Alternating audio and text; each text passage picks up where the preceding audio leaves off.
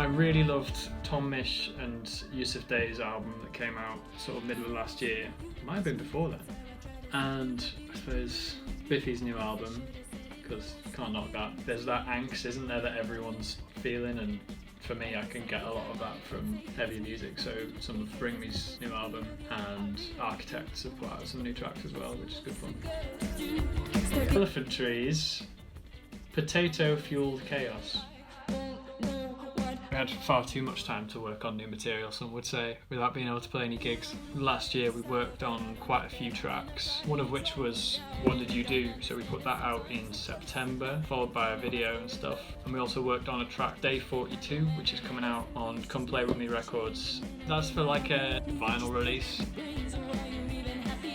So I'm quite excited that that'll be the first time we're pressed to wax. Then we actually spent the majority of last year working on a selection of tracks for an EP that's going to be the follow-up EP to Monocopsis. And we got to go into the studio in December, a studio down south called Vader Studios, with an awesome producer called George Perks, and record that for a week. And that was really special. I think what we were able to make from that, almost definitely the best stuff we've ever done. So when we finally get to show that to the world, that'll be the one.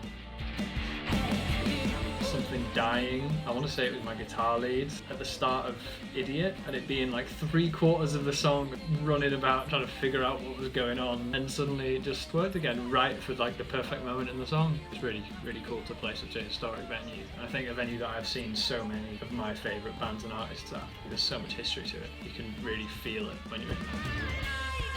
At the Deaf Institute, it was Jack Garrett. He was doing a run of small venues before his newest album. There was no support act, it was just him, and it was pushed back loads because it turned out all of his gear had like stopped working. They couldn't make it work somehow, so he played the entire show on like just a guitar and a piano. So we got like a bespoke stripped down set that no one else on the tour got. First is RTO from Leeds. They have just put out a new single this week.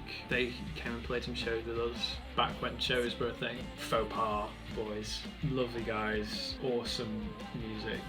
They've played loads of shows with us as well. We've supported them. It's such a big community, and I think being part of that is sort of how you get to know such great people. Finally, Conflare, who are some friends of mine from back in Leeds, who are also really awesome guys. Check all of them out immediately.